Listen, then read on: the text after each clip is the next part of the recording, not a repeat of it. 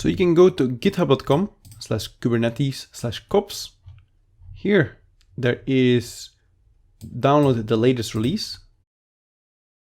And you can download the kops Linux AMD 64. Copy link address. And then I can download this kops Linux AMD 64 to this machine. This is downloaded. I can do chmod kops Linux AMD 64 plus executable flag so they can execute it. And I can move this to user local bin. I have to do a sudo. And then I'm going to download Python pip, because Python pip will allow me to install AWS, the AWS command line utility, which I will also need before I can set up this cluster on AWS. So this is installed, so I should be able to do pip install AWS command line utility. And this is going to give me the command line utility called AWS that I will then be able to use. So if I now type AWS, I can now execute commands on AWS. If you don't have an AWS account yet, you have to open one. AWS, Amazon.com, create an AWS account. And when you create a new account, you will automatically get the free tier. Once you opened an AWS account, you will see a screen like this. These are all the servers that you can use in AWS.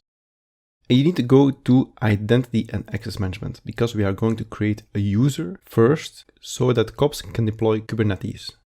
So Identity and Access Management, you go to Users, create new user, call it kops, and you are going to generate an access key for this user. This is the access key that you need to configure AWS on your new machine. So remember, you just installed the AWS command line utility. What we're going to do now is we're going to the shell of our VM where we installed AWS, the command line utility, and we're going to type AWS configure. It asks for the AWS access key and for the AWS secret access key. Both were printed when you were creating this user. You can specify a default region or an output format, but that's not necessary. So that's it.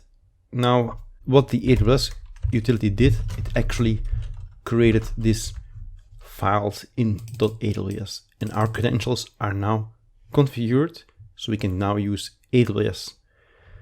One more thing we need to do is we need to give our user, our kops user that we just created, permissions. We should give it administrator permissions. So we close this.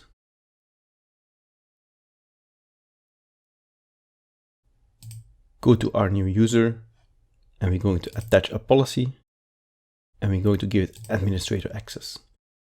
You click attach policy, and now our kops user has administrator access. You could also give less permissions to kops, but then you have to do it manually. So the easiest way is to give it administrator access. If you're concerned about giving too much access to your kops user, you can always change it into only what it needs.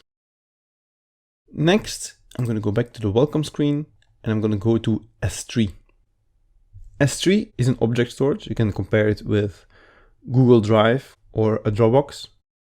And we're going to create a new bucket. And this bucket is going to be used for our kops state. And I'm just going to add some random string at the end, which you also should do, and you also should make it random because this bucket name needs to be unique in Amazon in that region. This region that you specify here is going to be the region where you want to deploy your cluster. So if you want to deploy your cluster in Ireland, you should choose the Ireland region. So depending on where you are, you can choose a different bucket. If you don't know what region to choose, there's a tool, cloudping.info. You do an HTTP ping, and for me, Europe and Frankfurt are the closest ones. I'm going to go with Ireland. You are going to do this from a different location, so you're going to see different results. I'm going to choose Ireland. I'm going to click create, and now I have my kops bucket. Next is the DNS. So kops is also going to set up DNS for us, but we need to set up a domain for that, a subdomain. So you can use root 53 for that. Root 53 allows you to do DNS management. Kops expect you to enter a subdomain, and kops will manage that subdomain for you. But you already need to create this zone in root 53 so that kops can manage this for you. You can either register a new domain name here on Amazon or even somewhere cheap where you can get one for a couple of bucks. There are also free solutions, so you don't need to spend money for a domain name. There is a .tk, and there's also providers that give you subdomains that you then can use in root 53. So you don't need to spend money if you don't want. If you don't have a domain name, it's probably the easiest way to just go for something free. Have a look at the procedure document. I listed some free solutions there. I have my own domain name, so I'm going to get started here with DNS management. I'm going to create a hosted zone. So even if you have your own domain name, or if you opt for one of the free solutions, you still need to create this hosted zone. And this is actually going to cost you some money.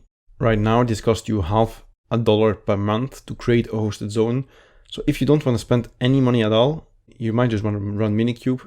Maybe kops is not the solution for you. So I'm going to click create hosted zone, and I'm going to use kubernetes.newtech.academy.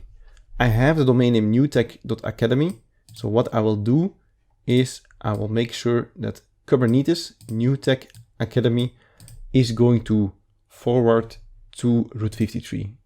And to make it forward, I need to specify these values here, and those are going to be different for you, as name servers for this subdomain. My domain is hosted at Namecheap, so I'll have to go to Namecheap, tell Namecheap Kubernetes.newtech.academy is hosted by root 53. These are the name servers. And you will easily find that if you buy a domain name. It's quite straightforward to make those changes. Just to show you how it works with Namecheap, you have something called Advanced DNS, and here I added 4 new records for Kubernetes for this domain name, so that I have a subdomain kubernetes.newtech.academy, and they point to the root 53 name servers. So I did add new record, and as record, Kubernetes as a host, and then whatever name server that you will see. So if you do this yourself, don't take these name servers, but take the ones that you see when you add a hosted record in Amazon. If you use something else than Namecheap, for instance, a free .tk domain name, then this will look a little bit different, but it's the same principle. You will have to add an NS record for a domain or a subdomain to be able to make this work. Once we set up the DNS, kops is going to manage the DNS for us using root 53. So now we have done all the preparation, and we can finally start launching our cluster using kops. And that I will show you in the next demo.